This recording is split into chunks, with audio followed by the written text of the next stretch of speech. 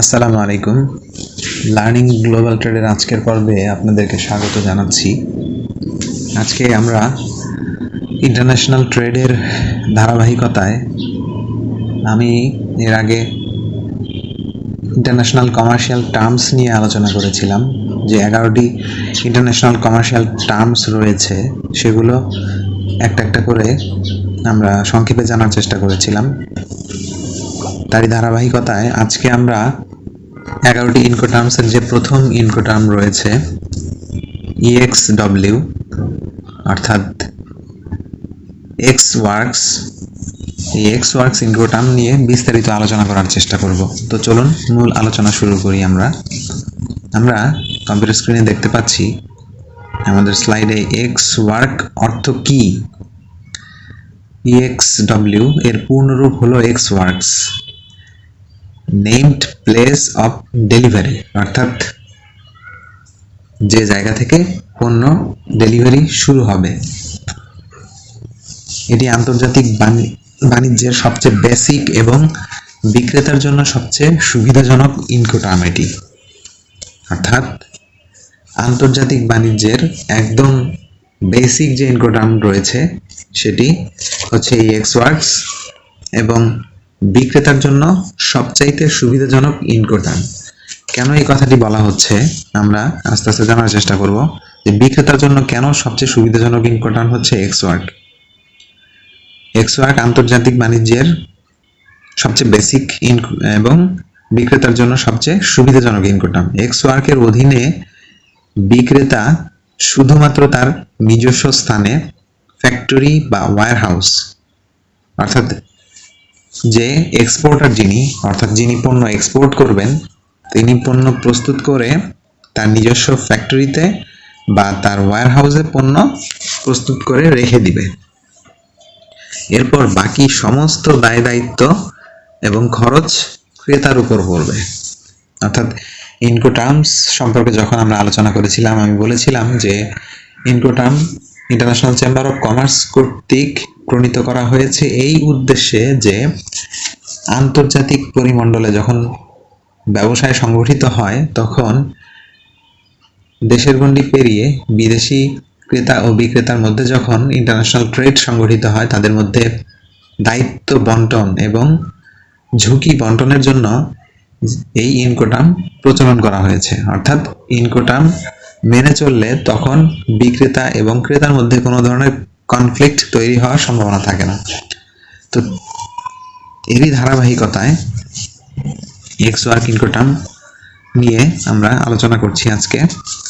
তো এক্স ওয়ার্কে বিক্রেতা শুধুমাত্র তার নিজস্ব স্থানে অর্থাৎ ফ্যাক্টরি অথবা ওয়্যার হাউসে পণ্য প্রস্তুত করে রেখে দিবে এবং এরপর থেকে ওই পণ্য পরিবহন এবং সমস্ত দায় দায়িত্ব এবং খরচ ক্রেতার উপর বর্তাবে। অর্থাৎ ক্রেতা বাকি সমস্ত দায় দায়িত্ব বহন করবে। দেখেন এখানে বলা হচ্ছে যে বিক্রেতা শুধু নিজস্ব স্থানে ফ্যাক্টরি বা ওয়্যার হাউসে পণ্য প্রস্তুত করে রাখবে। এরপর ক্রেতার দায়িত্ব কি কি? ওই বিক্রেতার ওয়্যার হাউস থেকে বা ফ্যাক্টরি থেকে পণ্য ক্রেতা তার নিজস্ব পরিবহনের মাধ্যমে লোডিং করবে।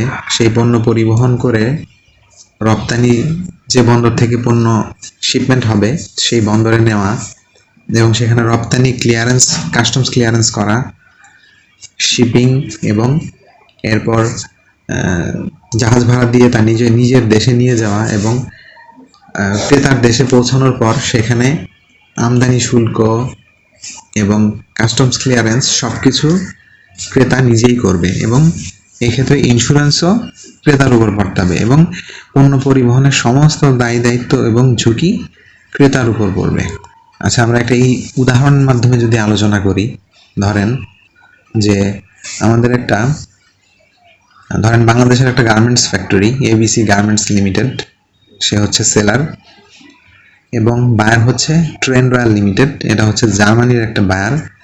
ইনকোটার্মে বলা হচ্ছে যখন এক্স ওয়ার্ক ঢাকা বাংলাদেশ, অর্থাৎ ঢাকা বাংলাদেশ থেকে সে পণ্য রপ্তানি করবে তার নিজের ফ্যাক্টরি থেকে। এক্স ওয়ার্ক ঢাকা অনুযায়ী কি হবে? পণ্য ফ্যাক্টরিতে বিক্রেতা প্রস্তুত করে রেখে দিবে এবং ক্রেতা নিজে ট্রাক পাঠাবে, পরিবহন পাঠাবে, রপ্তানি ডকুমেন্টেশন এবং শিপিং নিজেই করবে। অনেক দেশে বিক্রেতাকেই রপ্তানি ক্লিয়ারেন্স করতে হয়। অনেক দেশে এটা একটা বাধ্যবাধকতা রয়েছে অনেক দেশের ক্ষেত্রে যে এক্সপোর্ট ক্লিয়ারেন্স বিক্রেতাকেই করতে হবে। তো সেই ক্ষেত্রে এক্সওয়ার্ক ইনকোটার্ম ব্যবহারে কিছুটা সীমাবদ্ধতা রয়েছে। লোডিং দায়িত্ব বিক্রেতার নয়, অর্থাৎ ক্রেতা লোডিংয়ের দায়িত্ব বহন করবে। অভিজ্ঞতা কম থাকলে এক্সওয়ার্ক ইনকোটার্ম ব্যবহার করা একটু ঝুঁকিপূর্ণ। এখন আমরা যে উদাহরণের কথা বলছিলাম যে এবিসি গার্মেন্টস লিমিটেড শুধু ঢাকায় তাদের ফ্যাক্টরিতে পণ্য তৈরি করে তার নিজস্ব ওয়্যারহাউসে প্রস্তুত করে রেখে দিবে।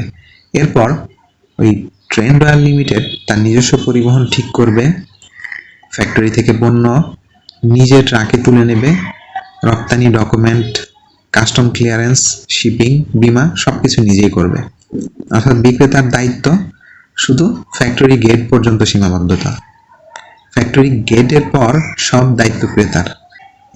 যখন এক্সওয়ার্ক ইনকোটার্ম ব্যবহার করা ভালো, অর্থাৎ ক্রেতা সব নিয়ন্ত্রণ করতে চাইলে, ধরেন ক্রেতা যদি তার পরিবহন থেকে শুরু করে যে আমি পণ্য পরিবহনের ক্ষেত্রে কোনো রকম ঝুঁকি আমি নিজেই, সব রকম ঝুঁকি আমি নিজেই নিয়ন্ত্রণ করতে চাই, অর্থাৎ কোনো ঝুঁকি আমি নিতে চাচ্ছি না, অর্থাৎ সেই ক্ষেত্রে এক্সওয়ার্ক ইনকোটার্ম ক্রেতার জন্য সবচেয়ে উপকারী।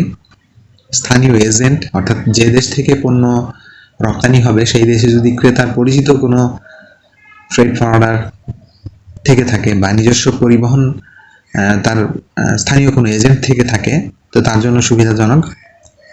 আর বিক্রেতার জন্য সুবিধাজনক অবশ্যই, সে শুধু পণ্যটা প্রস্তুত করে তার ফ্যাক্টরি অথবা ওয়্যারহাউসে রেখে দিবে। এক্ষেত্রে বিক্রেতার কোনো দায় দায়িত্ব বর্তাবে না।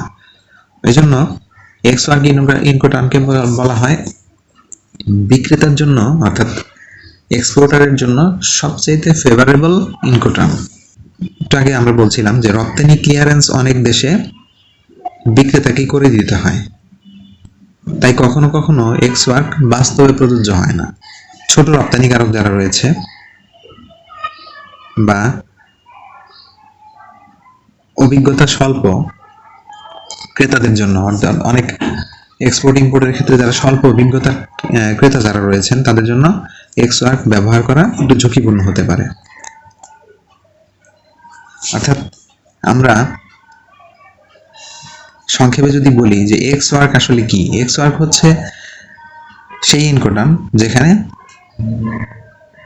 সেলার কিপস ইট রেডি, অর্থাৎ seller keeps his good ready, seller keeps it ready, অর্থাৎ সেলার তার গুডস রেডি রাখবে। বায়ার ডাস এভরিথিং এলস, অর্থাৎ বায়ার পণ্য বিক্রেতার ওয়্যারহাউস থেকে পরিবহন সহ সমস্ত খরচ এবং ঝুঁকি বহন করবে। এটাই হচ্ছে এক্সওয়ার্ক ইনকোটার্ম। অর্থাৎ আমরা এক কথায় যদি বলি এক্সওয়ার্ক ইনকোটার্ম হচ্ছে সেই ইনকোটার্ম যেখানে বিক্রেতা শুধু তার পণ্য প্রস্তুত করে তার নিজস্ব ওয়্যারহাউস বা ফ্যাক্টরিতে রেখে দিবে এবং পণ্য পরিবহন, বীমা, ঝুঁকি সমস্ত দায় দায়িত্ব ক্রেতা বহন করবে। এটাই হচ্ছে আমাদের এক্সওয়ার্ক ইনকোটার্ম। আশা করি আমরা এক্সওয়ার্ক ইনকোটার্ম সম্পর্কে বিস্তারিত ধারণা পেয়েছি। আপনাদের সকলের কাছে আমি রিকোয়েস্ট রাখতে চাই, যারা আমার ভিডিওগুলো নতুন দেখছেন তারা অবশ্যই আমার চ্যানেলটিকে সাবস্ক্রাইব করবেন। আর ইতিমধ্যে যারা আমার চ্যানেলটিকে সাবস্ক্রাইব করেছেন তাদেরকে আমি অসংখ্য ধন্যবাদ জানাচ্ছি। আর আমরা ইন্টারন্যাশনাল ট্রেডের বিষয়বস্তু নিয়ে নিয়মিতই আলোচনা করে থাকি। অবশ্যই আপনারা ইন্টারন্যাশনাল ট্রেডের বিষয়ে আগ্রহী হলে আমার চ্যানেলের সঙ্গেই থাকবেন। ভালো থাকবেন, ধন্যবাদ।